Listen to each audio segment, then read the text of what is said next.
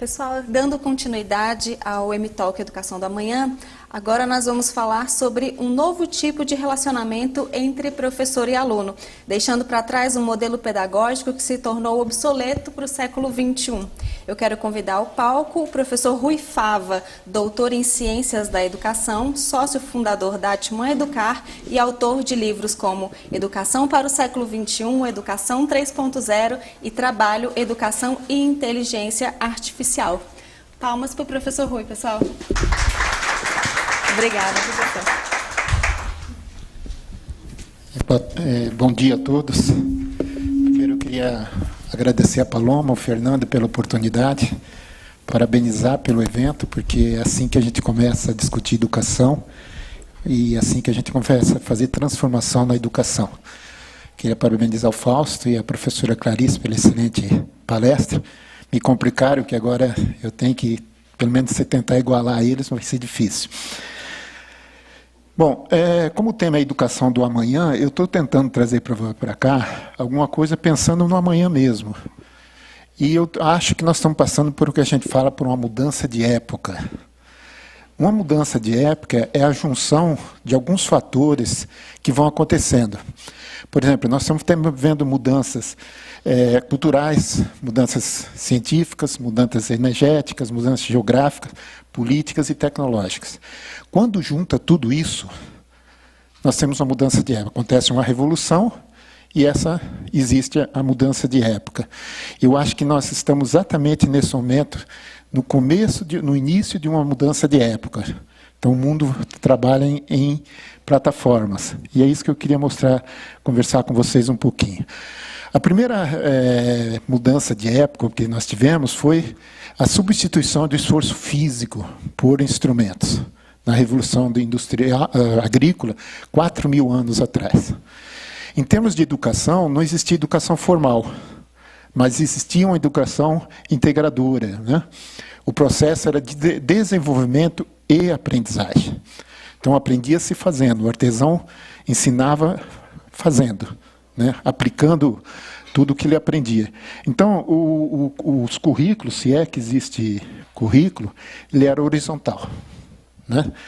Veio toda essa mudança cultural, científica, tecnológica, energética, etc., e nós tivemos, então, a Revolução Industrial, né? Começou com máquina a vapor, depois eletricidade, etc. E todo o trabalho físico foi substituído por máquinas mecanizadas, né? O currículo, a educação, eu falo que a educação é escrava do trabalho, né? Então, do contexto. A educação passou a ser, então, vertical, está vendo? Passamos a trabalhar por currículo, por disciplina, aprendizagem totalmente coletiva. Nem todo mundo precisava ter competência e conhecimento. Precisava ter habilidade para utilizar aquelas máquinas. E não precisar, por isso, a pirâmide, né? Veio uma revolução pós-industrial que fez toda essa mudança cultural, energética e tecnológica, etc.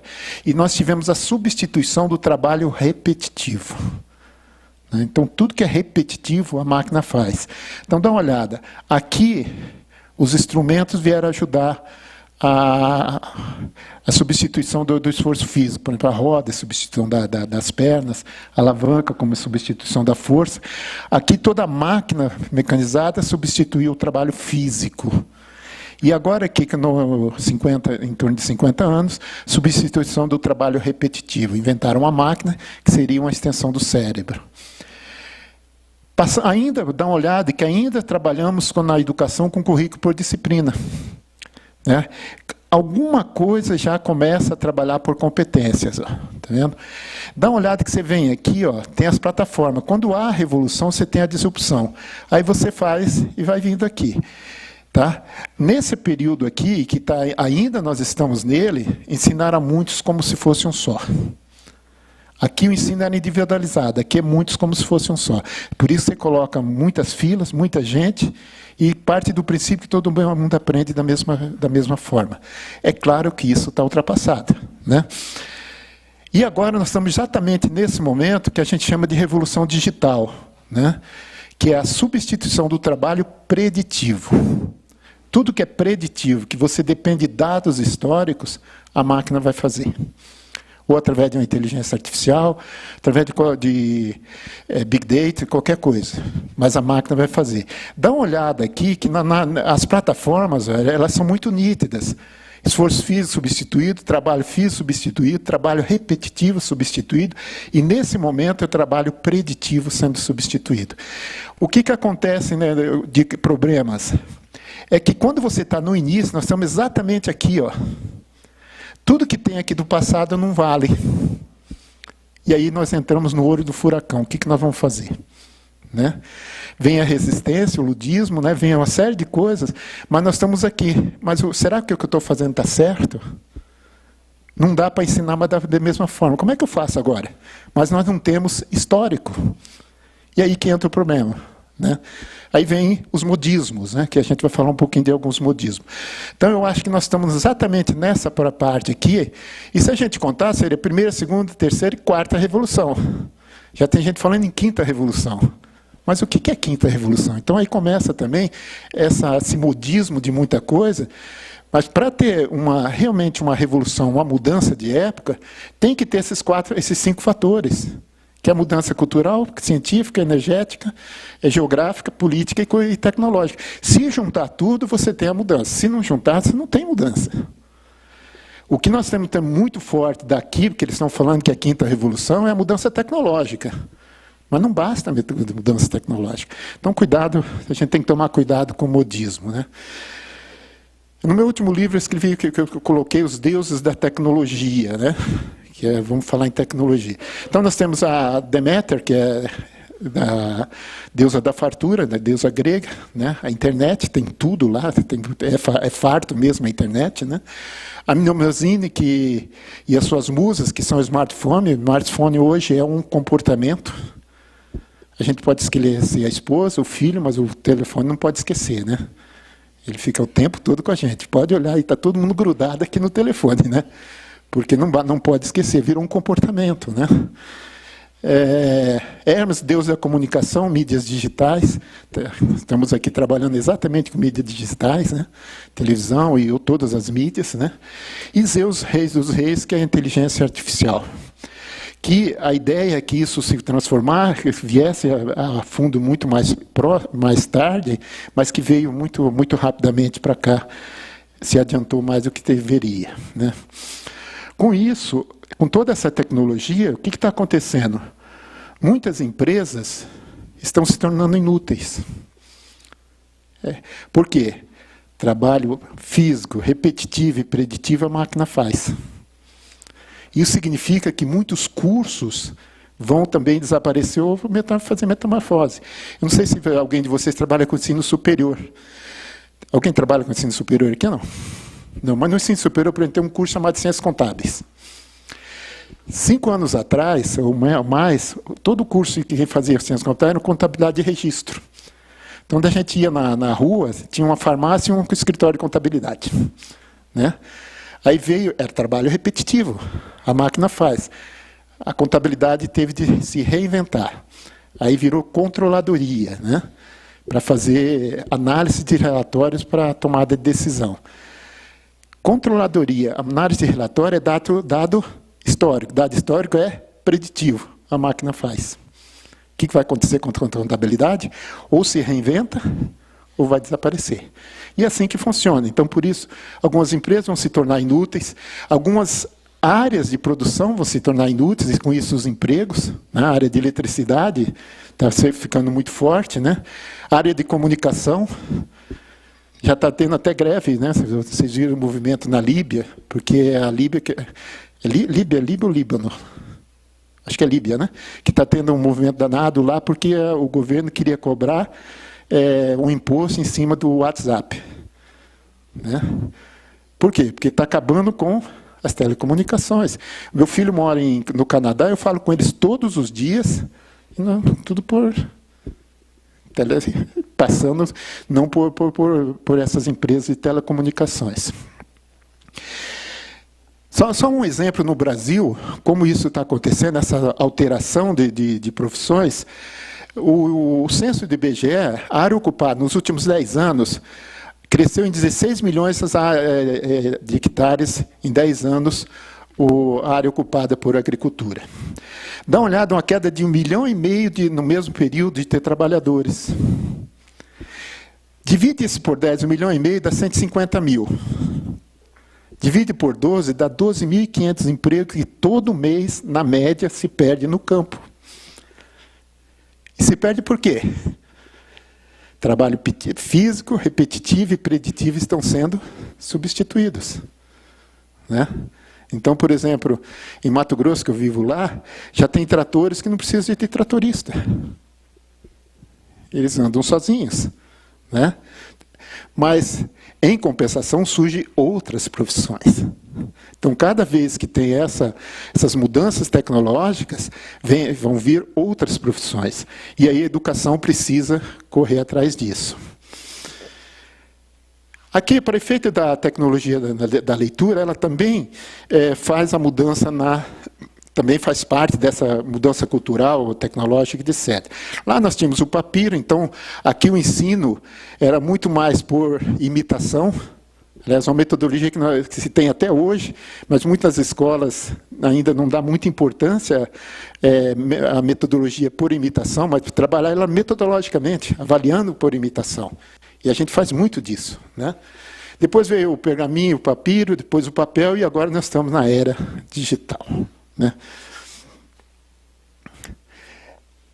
O que acontece? Essas 4 palavrinhas aqui é o que está fazendo a disrupção, principalmente na área tecnológica, e está fazendo essa mudança de época. A primeira coisa, digitalização.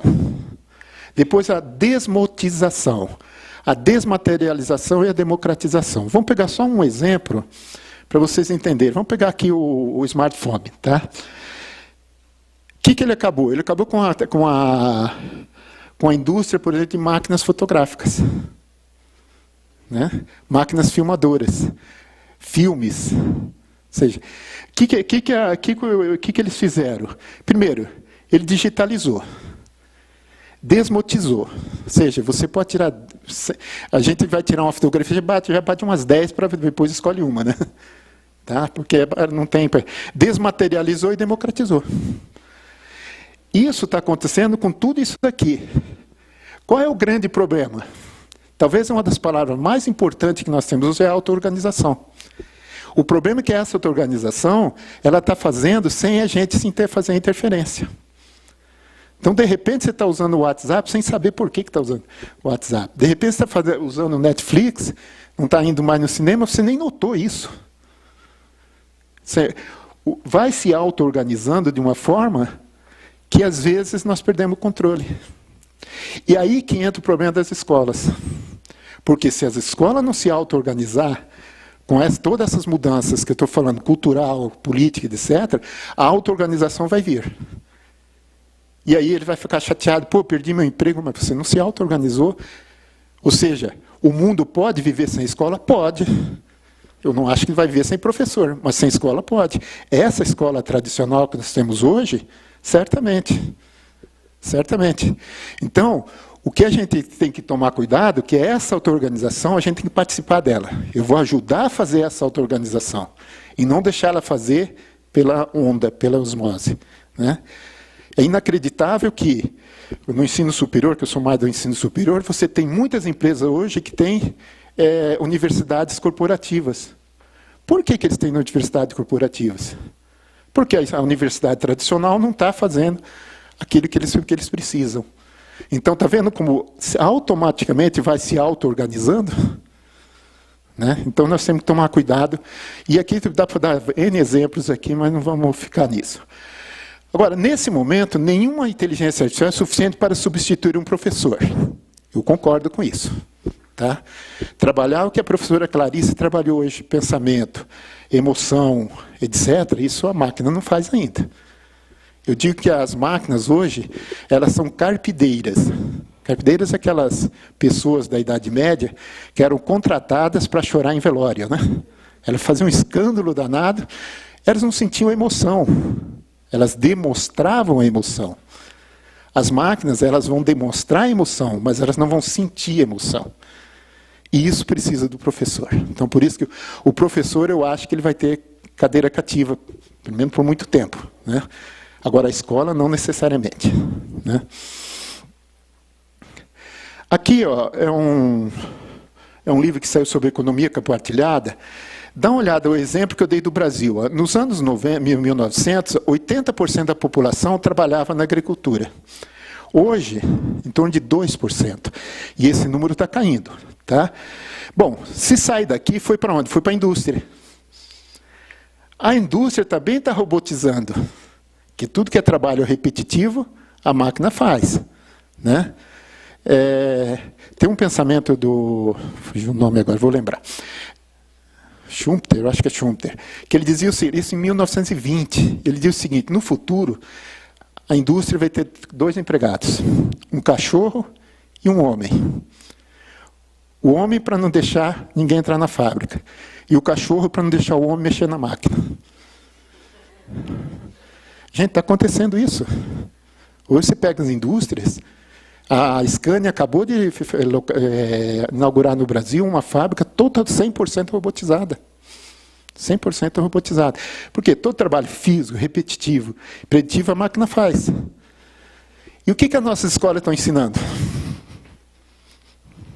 Aí que está o problema, né? Então, aqui está caindo e vai cair cada vez mais, tá? Aí veio o quê? Então, substituiu a indústria pelo serviço, está vendo como subiu? Mas dá uma olhada que o serviço está caindo.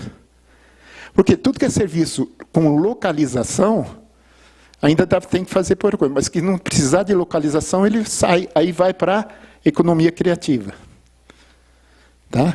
Tudo que não for que não tiver localização, você trabalha por criatividade. Né?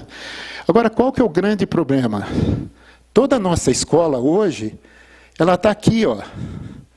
Então, nós trabalhamos com padronização, todo mundo é igual, né? Aprende igual, especialização, a gente especializa o professor, centralização, centraliza tudo na escola, né? Concentração, concentra na escola, maximização, quanto mais conteúdo dá, melhor, né? E sincronização, tem hora para iniciar, no caso do ensino superior, à noite começa às 19 horas e termina às 22 horas. É o horário de aprendizagem.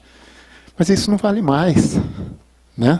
Nós temos que trazer as nossas escolas... Aqui, está vendo? Ó, a indústria e a agricultura. Olha a indústria e a agricultura que está virando aqui. Nós temos que preparar os nossos alunos para isso aqui. Ó. Mas as nossas escolas, em todos os níveis, ainda estão preparando para isso aqui. Esse é um grande problema. Deixa eu terminar de fotografar ali. Olha, eu vou deixar essa apresentação com o Fernando e a Paloma. Se vocês quiserem pegar, fica à vontade, tá? De minha parte, não tem problema, não. Aí a gente fala assim, o Brasil tem 13 milhões de desempregados. Quantos empregáveis? Eu não estou dizendo que não temos desemprego, não é isso. Mas você pode ter certeza que tem muita vaga não preenchida. Por quê? Porque as escolas, infelizmente, estão preparando egressos inúteis. Inúteis para o que o mercado precisa. Isso aqui é muito dolorido falar um negócio desse, porque eu sou educador. Né? Mas confesso para vocês que estou tentando fazer alguma coisa para que não preparamos nossos alunos egressos como inúteis. Aqui, ó, que eu chamo de economia gig, né? Você tem em torno de 10% hoje são provedores, tá? São os aplicativos, etc. 20% da população de trabalho, eles são intermediários.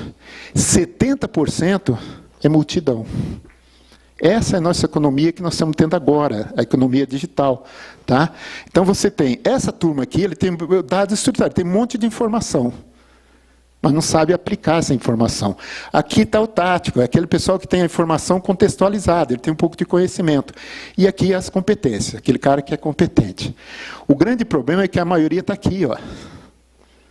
Então é por isso que você vê engenheiro, advogado, administradores, trabalhando, por exemplo, no Uber.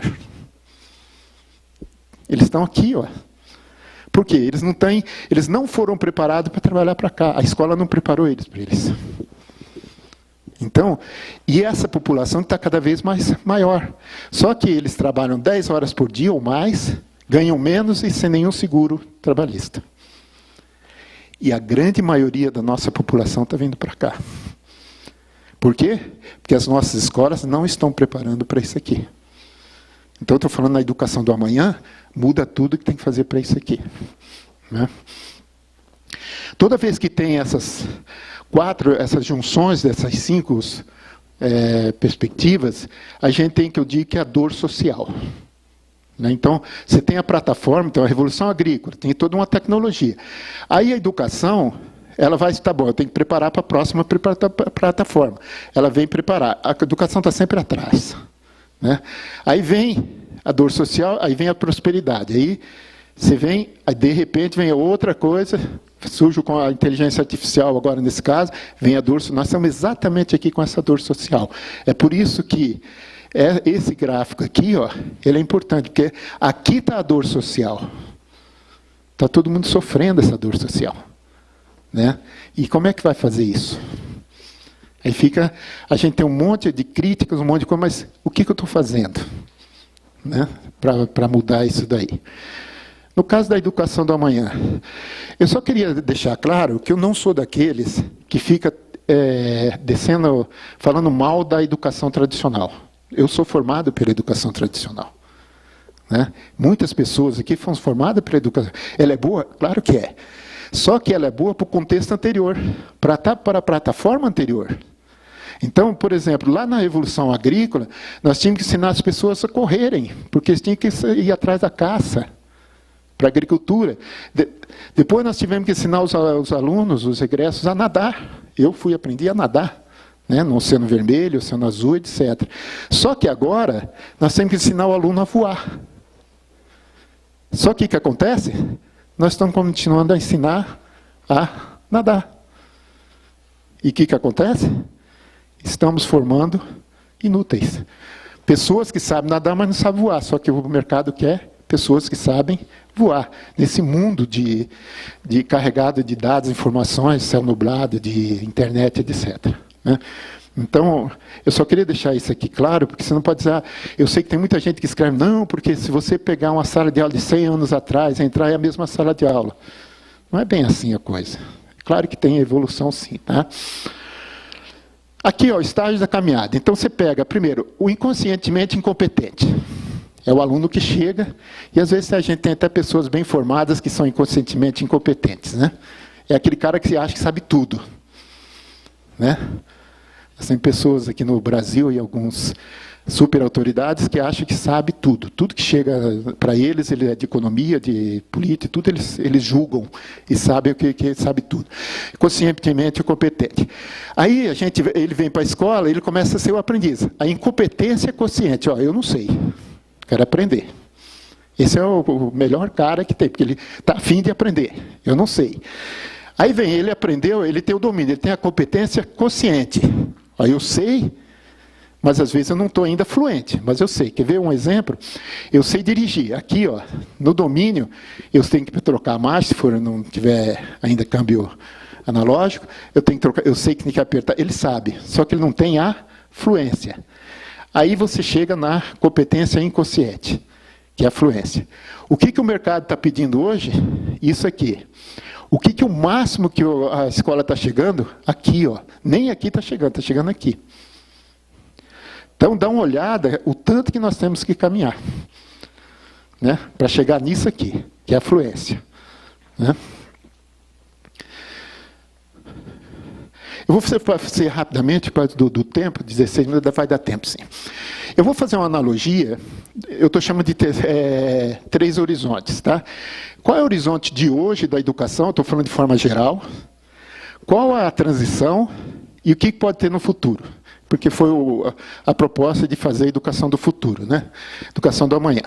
O que tem hoje? Uma briga de preço. Desculpe o pessoal, vocês são mais de ensino fundamental, ensino básico, né? Eu não sei se meus exemplos servem, porque eu sou do ensino superior, mas vocês tentam traduzir, tá bom? Mas hoje a briga é por preço. Quanto mensalidade, quanto mais barato, melhor. Educação em massa. Ensinar muitos como se fosse um céu. Por isso que eu estou falando, quanto mais cheia a sala, melhor.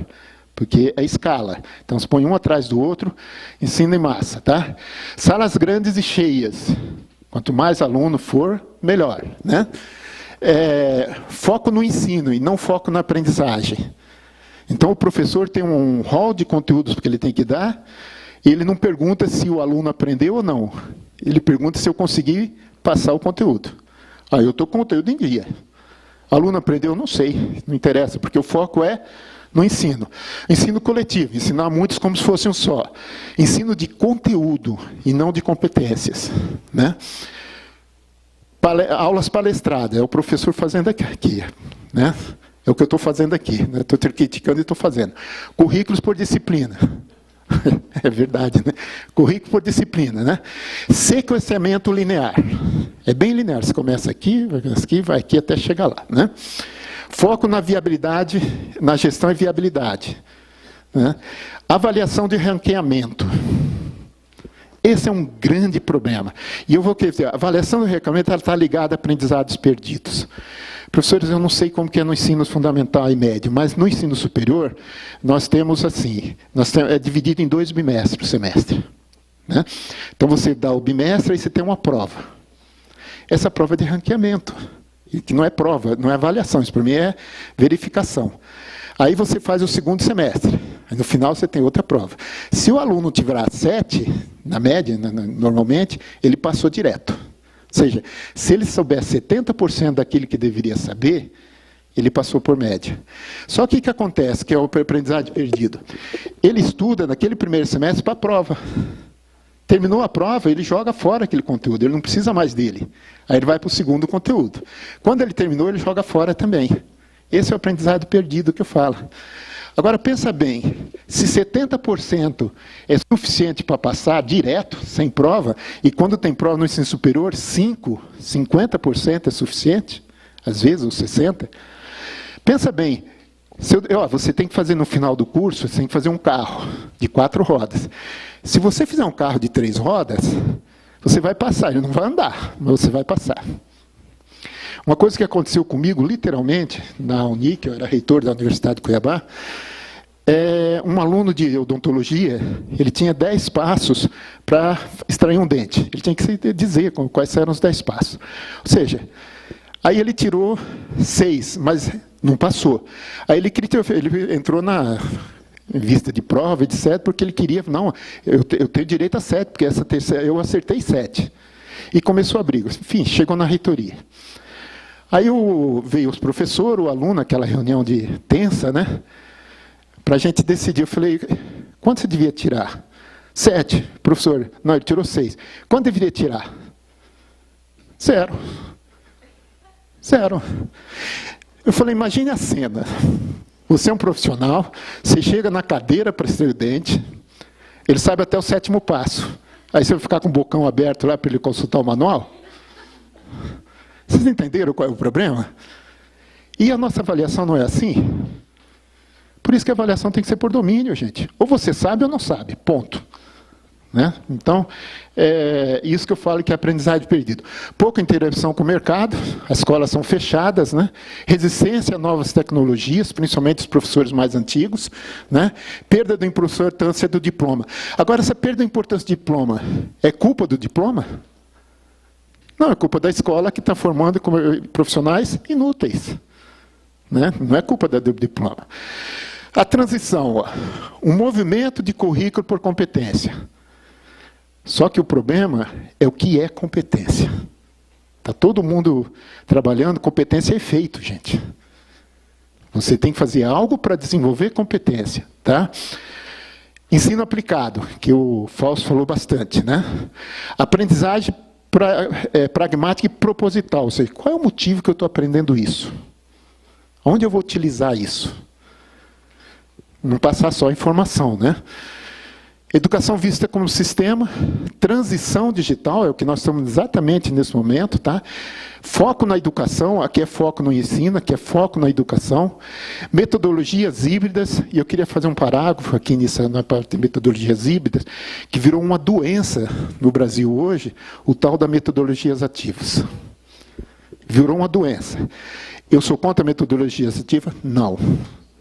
Sou totalmente a favor. Mas não é esse mercado que está tendo aí. Tá? Para mim, a metodologia tem que ser híbrida. E a metodologia ativa faz parte da metodologia híbrida. Eu divido a metodologia de educação, pode ser mais, mas eu divido em 3. A metodologia experiencial, que é a experiência, você trabalhar com projetos, com desafios, etc, etc. A experimental, que é você fazer simulações, laboratórios, etc. E a instrucional. Gente, parece que nessa metodologia ativa do mercado é proibido você dar aula. E não é isso. Tudo bem, você não vai ficar dando aula palestrada, mas você tem que ensinar. Você tem que instruir o aluno. Então, quem vai determinar isso, o que você quer desenvolver? Ele vai te dizer, eu trabalho mais ou menos que 60, 30, 10. Então, 60% de experiência, seja projeto, certo? 30% de instrucional, né? E 10% experimental. Agora, tudo que se faz hoje no mercado parece que é só metodologias ativas. Aí vem os oportunistas, né? Aquele cara que fala bem, que vem e que faz um show no mercado de motivação, aí o professor sai super motivado, quando ele chega na sala ele não consegue aplicar nada. Aí ele fica desesperado, fica frustrado, né? Então, cuidado com toda a metodologia ativa. Ensino híbrido, que é o blended learning, né? Para mim é outro mercadológico também. Me conta se tem no Brasil ou no mundo algum ensino que não é híbrido. O que é o ensino híbrido? Vem do vinho, né? O blended, né? Você parte virtual, parte presencial. Todos os ensinos, tudo o que eu conheço, ele é parte. Talvez a dosagem muda, mas todo mundo é blended. Não existe nenhum curso 100% presencial e nenhum curso 100% EAD. Não existe. Né? Mas vem todo esse modismo aí, que os grandes grupos estão usando ensino híbrido para crescer organicamente, sem precisar passar por avaliações. Flip Classroom, que é a troca, o aluno estuda em casa e pratica na escola, né? Desculpe, aqui. É empregabilidade e trabalhabilidade. Empregabilidade, o que é empregabilidade? É a pessoa entrar no mercado, manter-se no mercado e ascender no mercado de trabalho. Isso é empregabilidade. É o emprego vir atrás de você, e não você ir atrás do emprego. Quanto mais empregabilidade a pessoa tem, mais ele vai ser solicitado. E a trabalhabilidade é o empreendedorismo. Lembra? Trabalho preditivo, físico, está sendo mudado. Então, quem vai substituir pelo quê? Substituir por empregabilidade e trabalhabilidade. Perda da importância do diploma, desculpe, já foi, não é isso aqui. O que vem? Isso aqui é futurologia, gente. Não estou dizendo que vai ser isso, tá? Vamos para a futurologia. Educação proposital e flexível. Totalmente flexível, né? Educação de qualidade para todos, por causa da tecnologia, né? Ensino personalizado. Lembra que lá atrás era personalizado, depois coletivo, agora vai vir para personalização. E está começando aqui também. Tá? Ecossistema aberto. Não dá para esconder nada. Né? Evolução, educação valiosa em qualquer tempo, em qualquer lugar. Foco nas pessoas. Olha, foco na gestão e viabilidade, foco na educação, aqui foco nas pessoas. Aprendizagem centrada em tecnologia. Né? Comunidade de aprendizagem offline e online. Aqui eu vou dar um exemplo do meu filho, ele se formou em psicologia, e eu falei, filho, você tem que fazer uma pós-graduação, né? Tá bom, pai, eu vou fazer. E terminou, e ele não fazia. Ele falou, pai, mas eu estou estudando. Eu falei, como você está estudando? O que ele fez? Ele juntou 7 amigos, inclusive 2 de fora do Brasil, toda terça-feira e quinta-feira, um traz um tema. E ele discute exaustivamente aquilo durante a semana, etc., aquilo lá. E de vez em quando ele traz um especialista, que é isso que vocês estão fazendo agora. Amigo deles, alguém fulano e tal vai falar para nós sobre isso.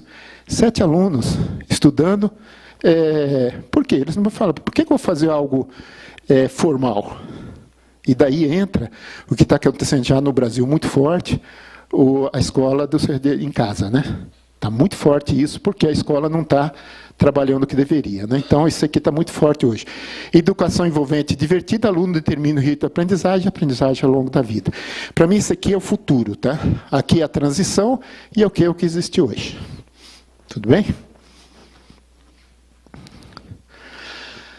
Eu tenho um livro escrito Educação para o século XXI, que a minha tese é o seguinte. Lá no século V a.C., a ideia de ouro da Grécia Antiga, nós tínhamos a paideia grega, que o estudo era a formação do homem. Onde eles estudavam? Na rua, porque eles participavam disso diretamente. Formação do homem. Aí veio a Revolução Industrial, tá, e fechou tudo. Fazia a formação para a indústria. Né? Então, todo o trabalho era feito de treinamento. Por isso os princípios da Revolução Industrial. Padronização, que era tudo padronizado. Né? Especialização, cada um fazia uma coisa. Sincronização, a linha de montagem, né? Maximização, quanto mais fazer, melhor. Concentração, onde surgiram as grandes cidades, os grandes bairros. Né? Até hoje, São Paulo, você quer comprar tal coisa, tem o bairro especialista nisso. Né? Veio a Revolução Pós-Industrial, formação para o mercado. O que está acontecendo agora? Na minha cabeça, está voltando a paideia grega, só que em forma de paideia digital. Né? E o que os gregos ensinavam? Né? Eles ensinavam... Oh, desculpe. Já tinha... eles ensinavam o que ele chama frônesis. Então, ele tinha o episteme. O que é o episteme? É o conceito. Mas não adianta nada você ter esse conceito se você não tem a técnica. A técnica é a fluência. Não adianta só saber fazer, mas fluentemente. É por isso que os antigos, ele pega os... Qual é o sábio? O sábio é aquela pessoa velha. Por quê? Porque ele tem técnica, ele tem fluência. Né? Então, se você junta, para ter empregabilidade, o conceito, não basta, tem que saber aplicar esse conceito. Ah, mas basta isso aqui para ter empregabilidade? Não, você tem que ter o ethos, que é o comportamento. Né? O ethos eles dividiam em noesis, que é o comportamento ético, pessoal, individual, e o conviver, que é como viver em comunidade. Se você junta tudo isso daqui, você tem a frônesis, que é a sabedoria prática. É isso que os gregos ensinaram na paideia grega. E é isso que nós temos que ensinar para os nossos. Aí vem, fala, estão inventando tudo, nós trabalhamos por competência. O que é a competência? Se você pegar o conteúdo conceitual mais o procedimental, saber fazer. Se você pegar procedimental mais atitudinal, saber e querer agir, que é atitude. Se você pegar atitudinal mais conceitual, saber ser e conviver. Tudo isso aqui forma-se a competência. Então, quando você vai preparar a aula, você tem que ter conteúdo conceitual, procedimental e atitudinal. E o que os gregos faziam? Episteme, técnica, ethos, frônesis. Ou seja, nós não inventamos nada. Não inventamos nada, né? Bom, para terminar, eu queria passar esse videozinho para vocês, aí eu comento um pouquinho sobre ele, tá bom?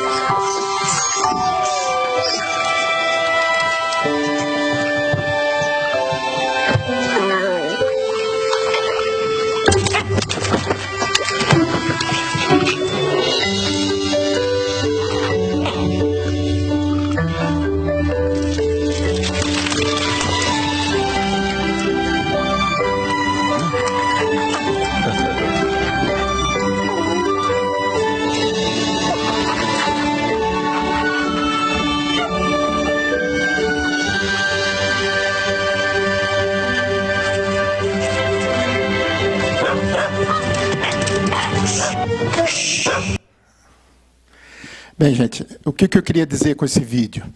É a percepção. Como pai, como professor, como educador, o que vocês derem aos seus alunos, vocês vão colher de volta. Nós vamos colher de volta. Se você der pedra, der conteúdo apenas, vão formar egressos inúteis, ou pessoas inúteis. Se der coisas boas, vai formar um monte de peixe. E isso vem, de alguma forma, ele volta para nós. Obrigado a todos.